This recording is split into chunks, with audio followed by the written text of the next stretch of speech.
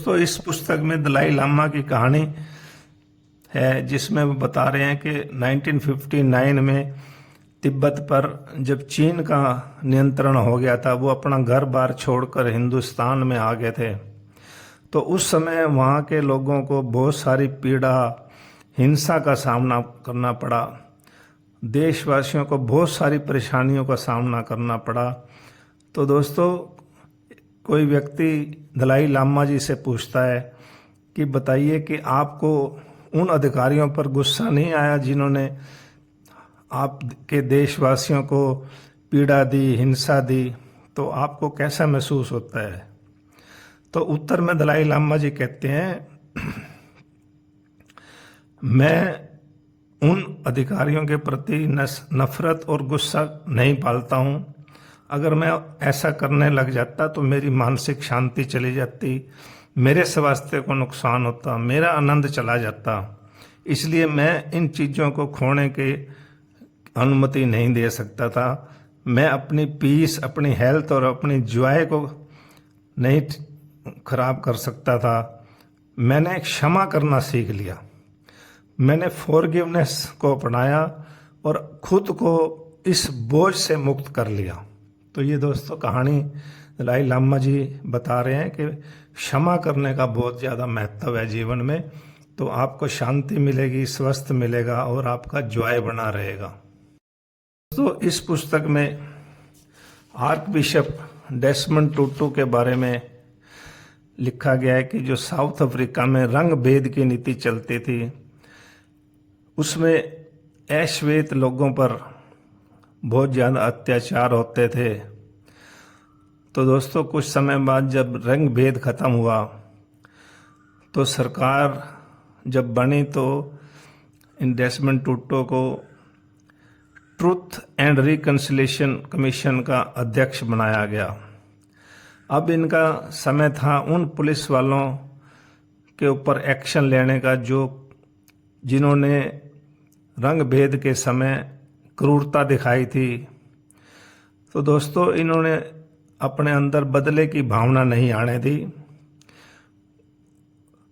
इन्होंने उन पुलिस अधिकारियों को कहा कि वो अपनी गलती स्वीकार करें, क्षमा मांग लें। तो दोस्तों, जो अश्वेत लोग हैं वो आपको माफ़ कर देंगे, आपको गले लगा लेंगे। तो उस समय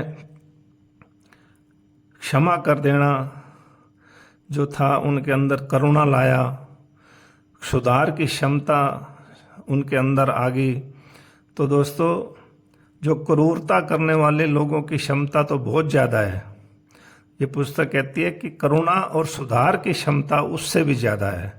इसलिए अपने जीवन में करुणा लाएं, कंपैशन लाएं और सुधार की भावना रखें। तो दोस्तों, जीवन में सच्ची खुशी आ जाती है। सच्ची खुशी बदला लेने में नहीं है, घाव भरने में है। जो पुराने घाव हैं उनको हीलिंग करने में है। तो ये पुस्तक आर्क बिशप डेसमंड टुटू की कहानी से हमें ये सिखा रही है, फॉरगिवनेस बहुत बड़ी ताकत है, करुणा का भाव जीवन में रखना चाहिए। आज की पुस्तक है the book of Joy.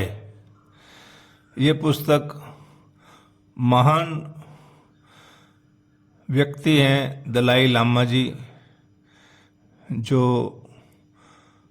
Arc bishop Desmond Totu के साथ इन्होंने ये पुस्तक लिखी है। इस पुस्तक में बता रहे हैं कि जॉय का मतलब क्या है। आनंद कोई बाहरी खुशी नहीं है, ये एक गहरी आंतरिक अवस्था है जो कठिनाई के समय भी कायम रह सकती है। दोस्तों, ये पुस्तक कहती है कि दुख और पीड़ा जीवन का अनिवार्य हिस्सा है। अंतर सिर्फ इतना है कि हम उस दर्द को, उस पीड़ा को, उस दुख को कैसे महसूस करते हैं। दोस्तों, घटनाओं को देखने का नजरिया, हमारा पर्सपेक्टिव क्या है, दृष्टिकोण क्या है, उनको देखने का नजरिया कैसा है। दुख सुख तो जीवन में आते ही हैं। जो हमारा नजरिया है घटनाओं को देखने का, वही हमारी खुशी को तय करता है। दोस्तों, अगर आपका नज़रिया व्यापक है, पॉजिटिव है, सकारात्मक है, तो दोस्तों दुख कम लगता है। और जब अगर हम अपनी कमियों पर ध्यान ना देकर उन पर हंसने लगते हैं, उन पर जीवन की गंभीरता से ना लेकर हम जब फिर से दुख से उठने की प्रयास करते हैं, अपने जीवन में ऐसा लचीलापन लाते हैं, तो दोस्तों हमारे जीवन में हुमर कायम रहता है, खुशी कायम रहती है। और दोस्तों जीवन में विनम्रता, ह्यूमिलिटी होना भी बहुत ज़रूरी है। हमें जो है ये पुस्तक सिखा रही है कि 3 पिलर हैं, माइंड के और हृदय की खुशी के। दोस्तों सबसे पहले तो हम देखेंगे कि इन 3 पिलर्स ऑफ जॉय को अपने जीवन में कैसे उतारें। पहले हम बात करेंगे 3 पिलर्स ऑफ जॉय। माइंड में, हमारे मस्तिष्क में जब हम स्वीकृति करने लगते हैं जीवन के उतार चढ़ाव की, जीवन के उथल पुथल की, तो दोस्तों हम अपने जीवन में संतुलन लाने लगते हैं, बैलेंस लाने लगते हैं और जीवन को हम सम बनाकर चलते हैं। तो दोस्तों हम हर चीज़ को स्वीकार करने लगते हैं। और दूसरा, ये पुस्तक कहती है कि हमें हमेशा कृतज्ञता का भाव रखना है, ग्रेटिट्यूड का भाव रखना है। जो कुछ भी हमारे पास है उसका हम आभार प्रकट करें कि ये चीज़ें हमें मिल गई। हम उनका धन्यवाद करें जो हमारे इस काम में, हमारी सफलता में जिन्होंने हिस्सा लिया, जिन्होंने हमारे को कोऑपरेट किया। और दोस्तों उन व्यक्तियों के प्रति हम करुणा का भाव रखें जो है कंपैशन हमारे अंदर आ जाए कि हम दूसरों को दुख दूर करने में भी हम हेल्प करने लग जाएं। तो दोस्तों जीवन में सम रहना है, कृतज्ञ रहना है और करुणा का भाव लेकर जीना है, तो हमारा मस्तिष्क भी जॉय से भरा रहेगा। दोस्तों हृदय की जो आनंद की स्थिति में कैसे आएंगे, ये पुस्तक कहती है कि हमें उदारता का भाव लाना है, जेनरसिटी, देने का भाव रखना है। इससे दोस्तों दूसरों को लाभ होता है, परंतु हमारी आंतरिक खुशी मिलने लग जाती है हमें।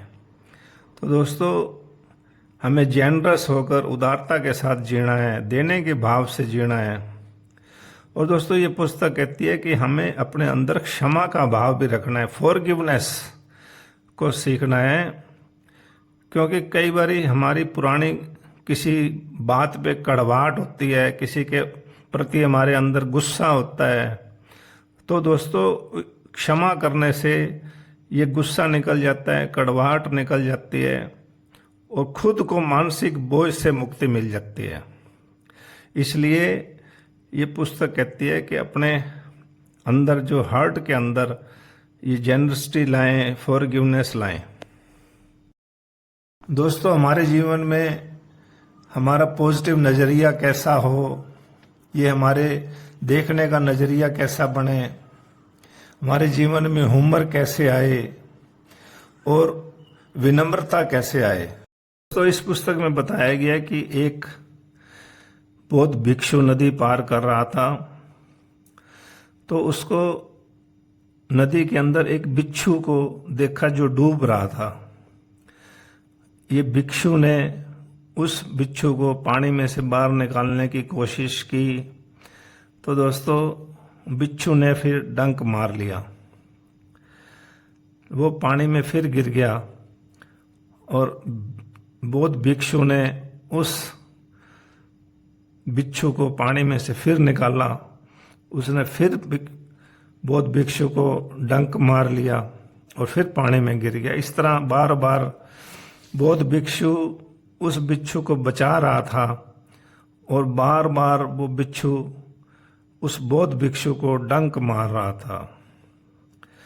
तो किसी ने पूछा कि तू इसको क्यों बार बार बचा रहा है जो बार बार तुझे डंक मार रहा है। तो बौद्ध भिक्षु कहते हैं कि डंक मारना तो बिच्छू का स्वभाव है, करुणा दिखाना मेरा स्वभाव है।